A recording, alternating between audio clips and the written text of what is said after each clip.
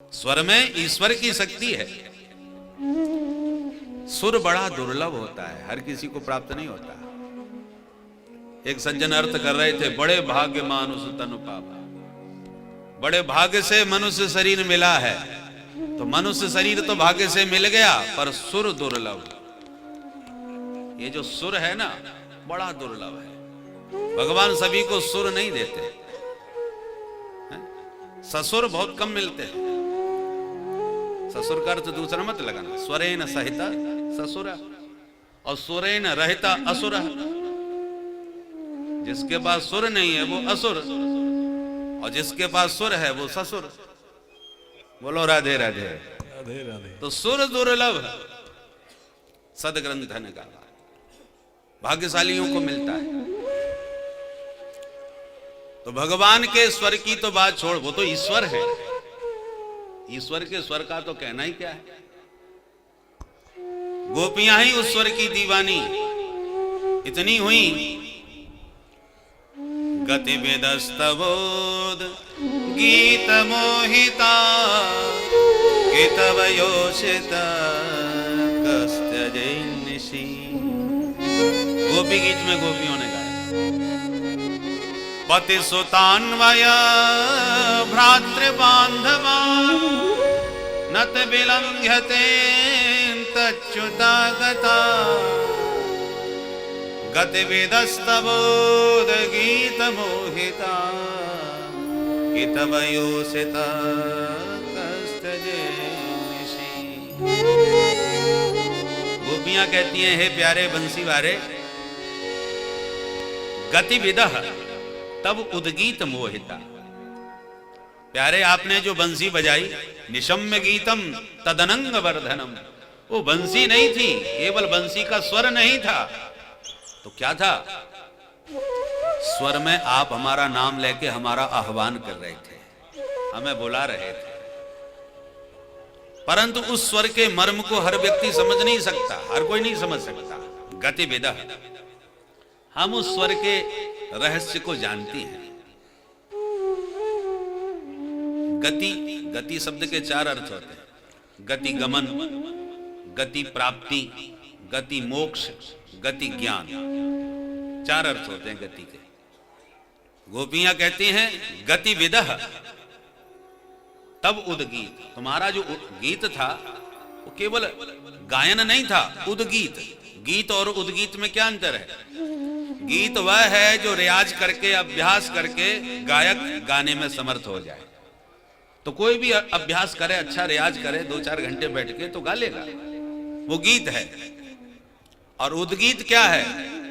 रियाज कभी किया नहीं, अभ्यास कभी हुआ नहीं, पर जो हृदय में आया वो गा दिया। अंतरात्मा से, हृदय से जो स्वर अचानक प्रस्फुटित हुआ, अंतरात्मा से जो भाव निकला, वो उद्गीत है। मीरा जी ने जो पद गाए हैं वो कोई गीत नहीं है, मीरा के हृदय का उद्गीत है। सूरदास जी ने जो गाया है वो कोई कविता पाठ नहीं है। तुलसीदास जी की रचनाएं कोई कविता पाठ नहीं है, ये सब हृदय का उद्गीत है। अंतरात्मा से अपने प्यारे प्रभु को प्रसन्नता प्रदान करने के लिए जो स्वर निकलता है, जो शब्द निकलता है, वो हृदय का उद्गीत होता है। तो गोपियों ने कहा, प्यारे आपने जो बंसी बजाई थी वो आपके हृदय का उद्गीत था, और आपके हृदय के वह शब्द और स्वर कह रहे थे कि आप हमें बुला रहे हो, हमें अपनी ओर खींच रहे हो।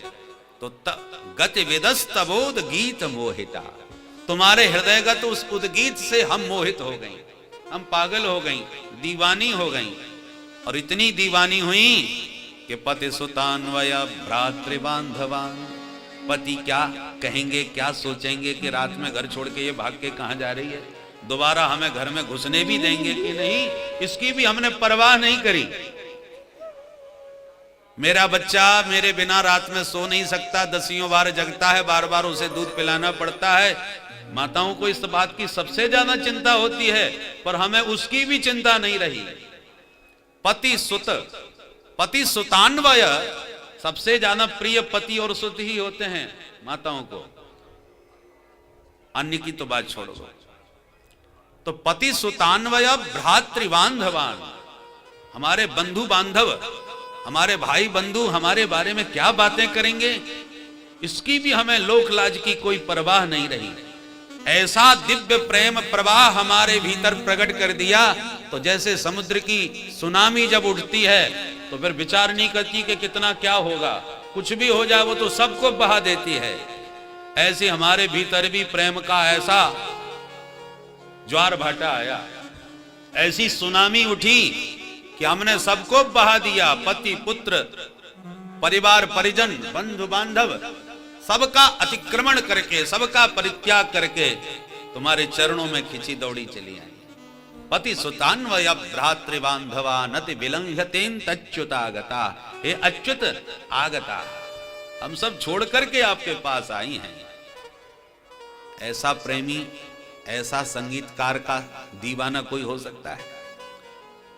भाई संगीत में आप कितने भी रुचि रखते हो तो संगीत सुनने जाएंगे तो घर की व्यवस्था बना के आएंगे, घर को बता के आएंगे, पर गोपियों ने ना बताया ना व्यवस्था बनाई। बस जहां स्वर कान में पड़ा कृष्ण गृहीत मानसा, भागी चली, कोई चिंता परिवार संसार की नहीं। और जब ऐसा दीवाना कोई भक्त भगवान के चरणों में भागता हुआ आता है तो उसके घर की जिम्मेवारी फिर भगवान को निभानी पड़ती है। और इसलिए गोविंद जितनी गोपियां रास में आई थी उन सबका रूप बना के उनके घर घर की व्यवस्था कन्हैया ने बनाई थी। स्वान दारान ब्रजऊ कसह, प्रत्येक गोप को दिखाई पड़ रही है गोपी अपने घर काम करती हुई, नहीं तो पूरे ब्रजमंडल में हड़कंप मच जाता कि सबकी सब कहां भाग गई। भाई एक दो जावे तो कोई बात नहीं, प्रत्येक गोपी घर छोड़ के भाग गई तो कितना हड़कंप मचे जाता। परंतु ऐसा कुछ नहीं हुआ। क्यों नहीं हुआ ऐसा? क्योंकि मन्यमान स्वपास्थान स्वान दारान ब्रजू कसह, प्रत्येक ब्रजवासी को अपने गोपी अपने घर में अपना गृह कार्य करती हुई दिखाई पड़ रही है। तो कौन दिखाई पड़ रही है फिर वहां पर? ये भगवान कहे तो दिव्य रूप सब घर घर का काम संभाल रहे हैं। तो स्वर की सार्थकता तो ईश्वर में ही है।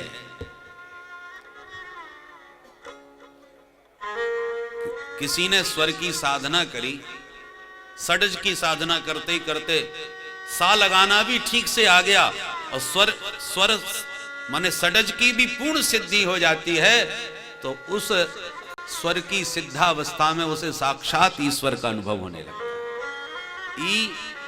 ई यह ई स्वर, यही स्वर है। जब स्वर की सिद्धि हो जाए तो उसे स्वर में ही साक्षात ईश्वर का अनुभव होने लगता है। ऐसी अद्भुत स्वर की साधना। तो तेजो वारिमृदां यथा विनिमय, जब एक प्राकृत प्राणी के स्वर में यह चमत्कार है कि लोगों को पागल कर देता है, प्रकृति को प्रभावित कर देता है, तो ईश्वर की बंसी का स्वर में क्या चमत्कार रहा हो।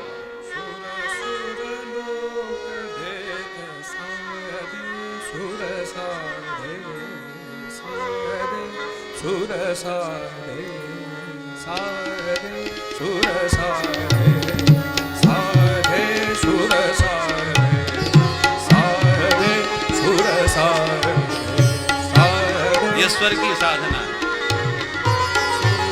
सुर लोक देता, सुर लोक देता, सुर लोक देता, साधे सुर साधे, साधे सुर साधे, साधे सुर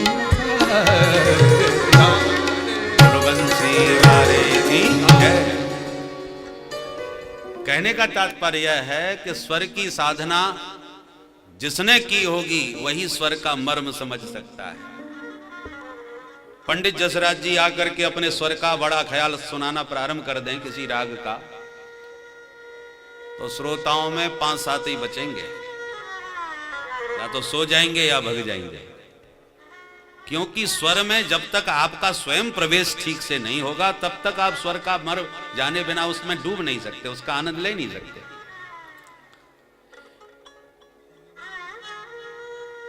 तो तेजो बारी मृदाम यथा विनिमय, कन्हैया के बंसी के स्वर में वो चमत्कार कि गिरिराज गोवर्धन नाथ के पाषाण पिघल जाते हैं। यमुना की निरंतर निर्मल जल धारा प्रवाहित जो रहती है वह अवरुद्ध हो जाती है, रुक जाती है। यत्र त्रिशर्गो मृषा,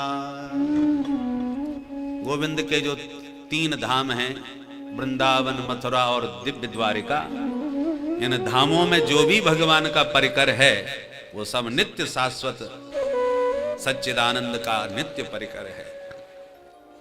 यत्र त्रिसर्गो मृषा धामना स्वेन सदा निरस्तकुहकम् स्वेन मथुराख्येन धामना तन्निवासिनां सदा सर्वदा निरस्तम कुहकम संसार लक्षणम येन तम। अर्थात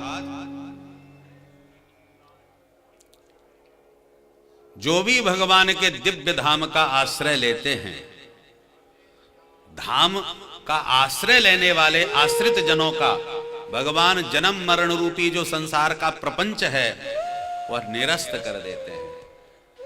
भगवान का आश्रय लो, भगवान के धामों का आश्रय लो, नाम रूप लीला धाम किसी का भी आश्रय लो, भगवान उन आश्रित जनों का माया प्रपंच निरस्त कर देते हैं। ऐसे सच्चिदानंद कृष्ण कन्हैया के पाद पद्मों में हम सब मिलके बारंबार प्रणाम करते हैं, हम सब मिलके उनका ध्यान करते हैं। बोल सच्चिदानंद भगवान की जय।